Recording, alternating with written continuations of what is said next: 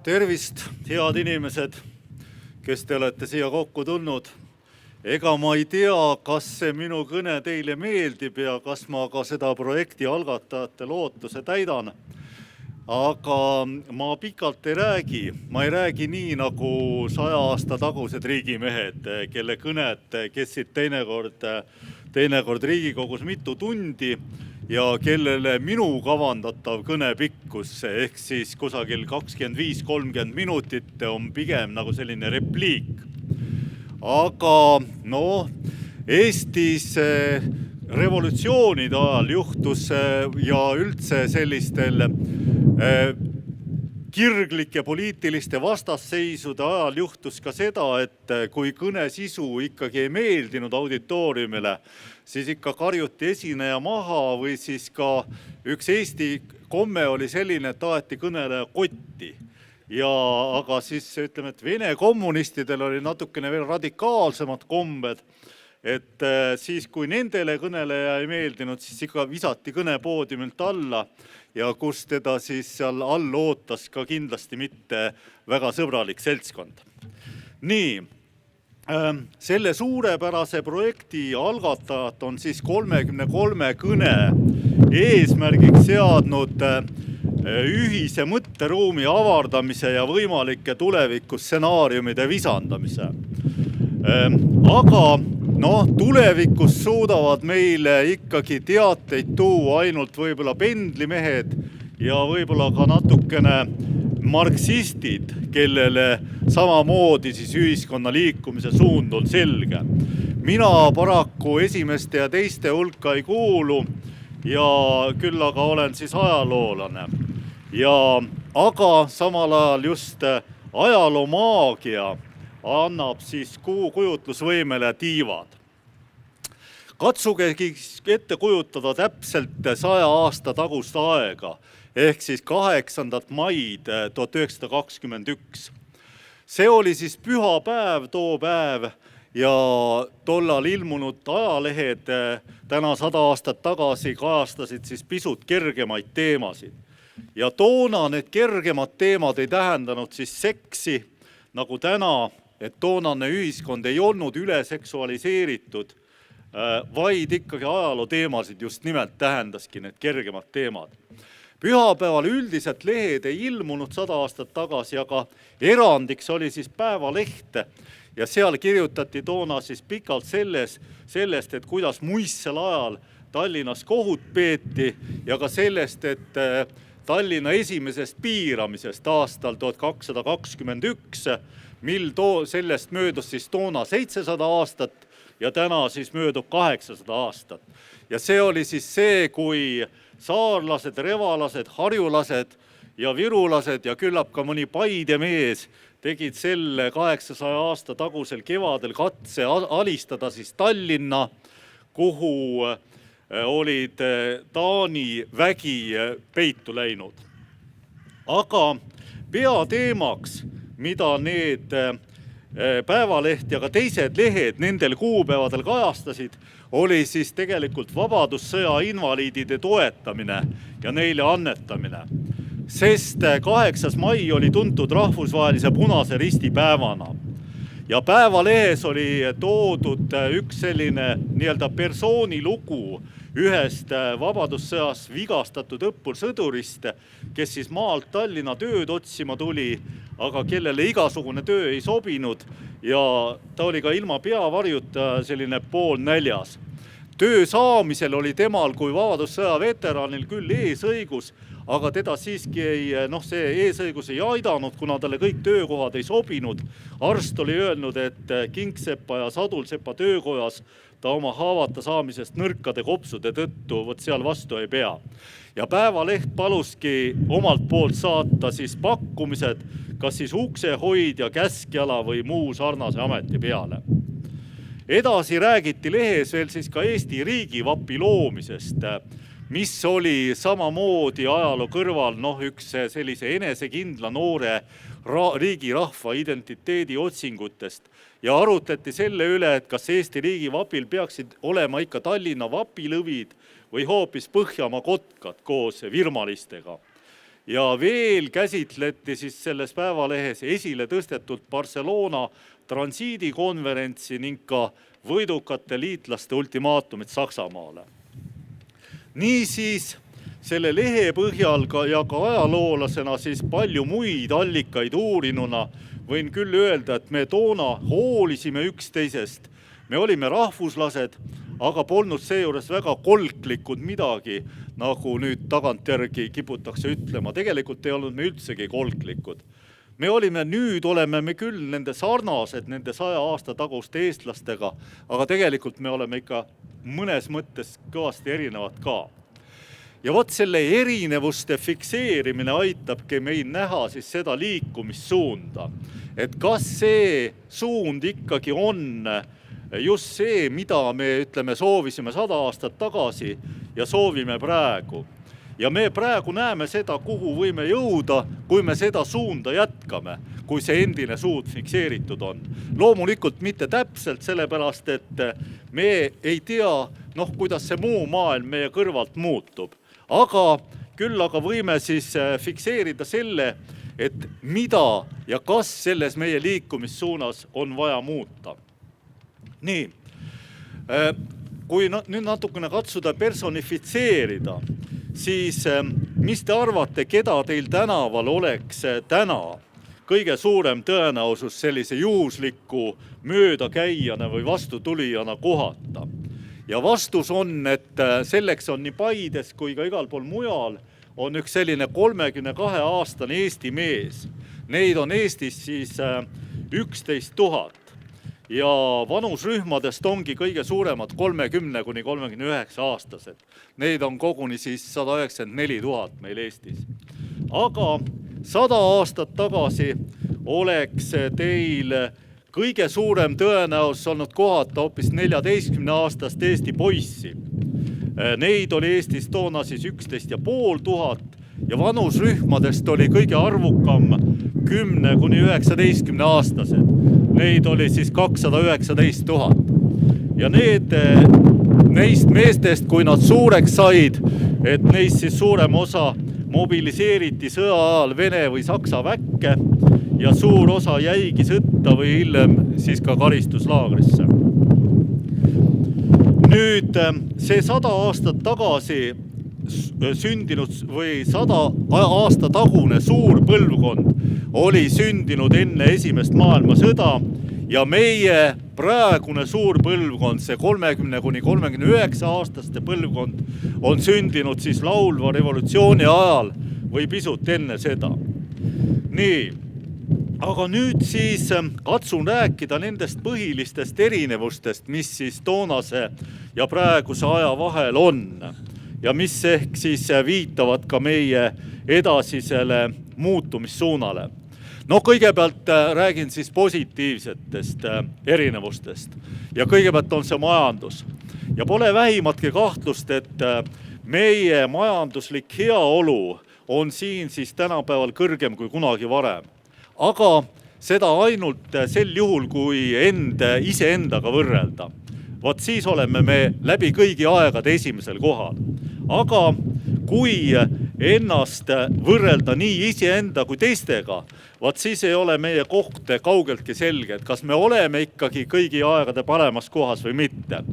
Ja tuleb kõigepealt möönda, et väga kindlaid andmeid ei ole, küll aga näib, et 1930. aastate lõpus siiski sisemajanduse kogutoodangut arvestades oli meil Soomega väiksem vahe, kui ta on praegu. Et praegu on suurem vahe Soomega. Nende majanduslik õitseng on proportsioonis kõrgemal kohal kui Eesti oma. Nii, aga samas oli toona siis SKT isiku kohta Kreekaga võrdne, aga praegu ületame me Kreekat siis kusagil 20%. Ja iseasi on see, et kas see sisemajanduse toodang isiku kohta praegu nüüd ikkagi meie hea või elatustaset piisavalt selgelt näitab ja toona ta näitas küll. Aga probleemiks on see, et meie majandus praegu on või meie ettevõtlus on suurelt osalt siis välisomanduses ja vaadake, et see toodetud lisaväärtus, see võidakse siis välisettevõtete poolt riigist välja viia. Ja nüüd, kui hoopis võrrelda keskmist tarbimist, siis viimastel andmetel, mis meil olemas on siis Eesti erinevus tarbimise pealt, on siis Soomest peaaegu 4-kordne ja loomulikult mitte Eestile kasuks ja Kreekaga on ta siis 2-kordne. Ja mina ei tea, miks see vahe nii suur on, kindlasti ei põhjenda seda ainult Soome kõrgemad hinnad, ega ilmselt ka mitte ainuüksi selle kasumi väljaviimine Eestist. Üks põhjus on ka jälle meie madal tööviljakus, mis siis moodustab alla 3/4 Soomest, aga Kreekast on ikkagi isegi pisut kõrgem. Ja ometi, vähemalt mina ei usu, et keskmine eestlane töötaks vähem kui keskmine soomlane. Seega on põhimõtteliselt midagi on meil viltu. Ja mina pakun välja, et selleks on asjaolu, et me teeme nendes välisomandusega ettevõtetes madala taseme töid ehk siis väiksema lisandväärtusega töid. Küll aga teisalt on siis Eesti valitsussektori võlakoormus Euroopa Liidu kõige madalam. Eelmisel aastal oli see siis 19% SKP-st ja seda on üle 3 korra vähem kui siis euroalas keskmiselt ja üle 3 korra vähem ka kui Soomes või Saksamaal ja peaaegu 10 korda vähem kui Kreekas. Ja nüüd ma loodan, et ma tõesti väga poliitilisena ei näi, et ma tahaksin ikkagi teie ees olla peamiselt ajaloolasena. Aga mulle on tõesti arusaamatu, et miks meie neis oludes, kus võlad makstakse sisuliselt raha juurde trükkimise arvel, miks meie just ei taha laenu võtta, nii nagu rikkad riigid teevad. Ja et selle asemel hoiame kokku näiteks selle sama laste huvihariduse arvel. Sest tõesti ei ole kahtlust, et juhul kui majandusseadused üldse kehtivad, et siis ei saa süsteemi uut raha paisata, ilma et see odavamaks muutuks. Ja siis sel juhul jäävad kaotajaks euro stabiilsusesse vastutustundlikult suhtuvad riigid eesotsas Eestiga. Ja võiksin jälle prognoosida, et just euroala võib ka selles meid ähvardavas kriisis olla kõige suuremas ohus, sest eri riikide vahel on kokkuleppeid saavutada väga raske, kui need riigid on siis erineva majandusseisu ja ka ühiskonna erineva hoiakuga. Et meie näiteks oleme põhimõtteliselt sellise laenu võtmise vastu oleme olnud ajalooliselt kuidagi nii, aga kreeklased ei ole seda olnud ja nad on elanud ka oma iseseisva Kreeka ajal üle mitu hüperinflatsiooni faasi ja see ei ole nendele mingit häda teinud. Nii, igatahes meil praegustes oludes tasuks kokkuhoidlikud olla küll, aga ainult siis, kui meil oleks käibel oma Eesti kroon. Siis vastutaksime ainult iseenda eest ja kokkuhoidmine tähendaks siis tulevikku investeerimist. Nüüd tähendab kokkuhoidmine tulevikku investeerimise ärahoidmist. Ja mis selle tuleviku stsenaarium on, seda ma tõesti ei tea. Ja ma ütlen, et majanduse tuleviku stsenaariumi ei tea mitte keegi. Et me oleme siin üles ehitanud, mitte meie eestlased, vaid terve läänemaailm on üles ehitanud sellise globaalse majandussüsteemi, mida me juhtida ei suuda. Ja kui keegi ei suuda seda juhtida, siis ei suuda mitte keegi seda ka prognoosida, mis temaga edasi saab.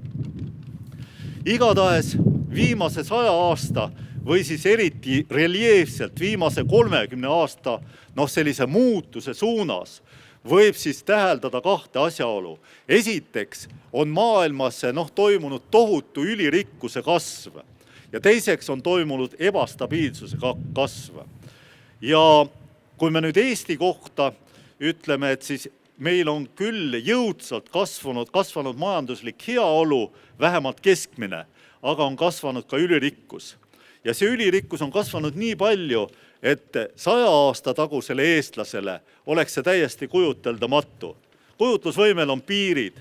Suurt vahet tegelikult heaolus ei ole ju see, et kas inimesel on 1 miljon eurot või 1 miljard eurot. 100 aastat tagune eestlane ei oleks kindlasti sellise ebavõrdsusega leppinud. Tõsi ka suuresti selle asjaolu tõttu, et siis Eesti tervikuna oli ka vaesem, Eesti inimesed olid vaesemad.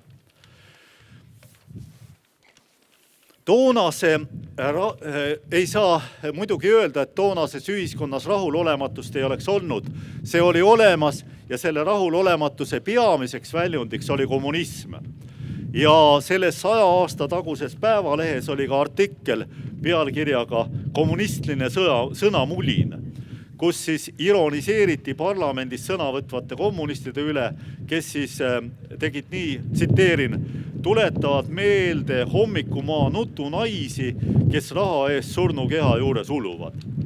Ja see, ma mõtlen nüüd ideeliselt kommunistiks olekut, oli selles 100 aasta taguses Eestis populaarsem kui kunagi varem või hiljem. Kunagi varem või hiljem ei ole kommunism Eestis, iseseisvas Eestis olnud nii populaarne, kui ta oli 1920. aastate alguses. Võtame nii, et 8. mail 1921, 100 aastat tagasi. Siis vast pooldas kommuniste kusagil 10–20% Eesti kodanikest.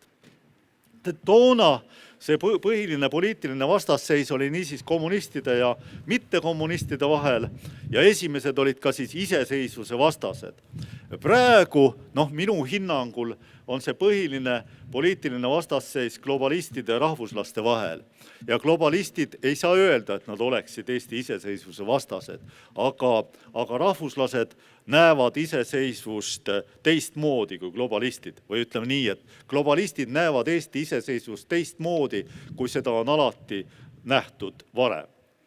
Nii, aga mis nüüd puutub parlamendi sõnamulinasse, nii nagu kirjutati toona kommunistide kohta, siis igatahes ma ei taha öelda küll, et toona oleks rumalust parlamendis rohkem olnud kui tänapäeval.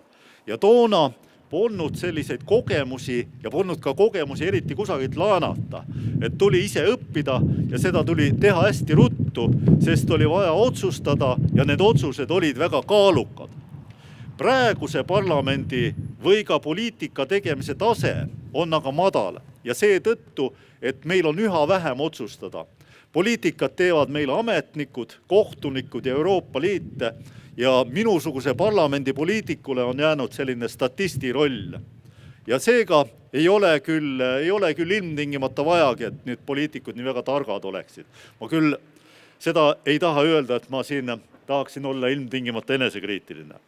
Aga asi on niimoodi, et parlamentaarses süsteemis peaks olema nii, et kodanike poolt valitud seadusandja teeb siis seadusi, mille alusel ühiskond liigub ja täitevvõim siis ja ametnike ja valitsuse näol viib selle seadusandja ehk kodanike tahte ellu. Ja samal ajal siis president tasakaalustas süsteemi.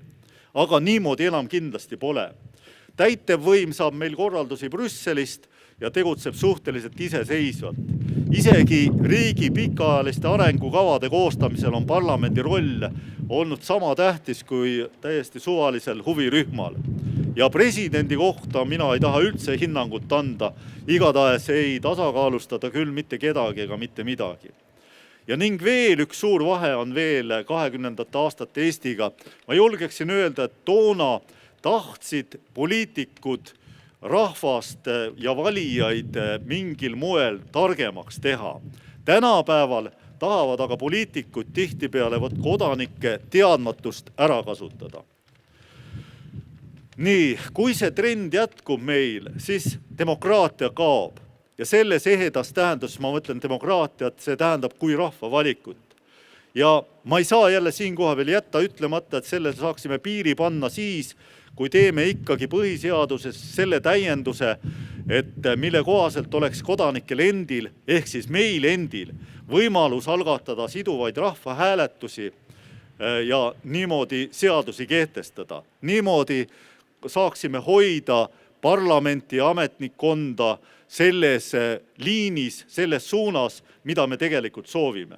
Nii oli 100 aastat tagasi. Kui me nüüd seda enam teha ei tohi, tähendab see justkui seda, et me oleksime rumalamaks läinud.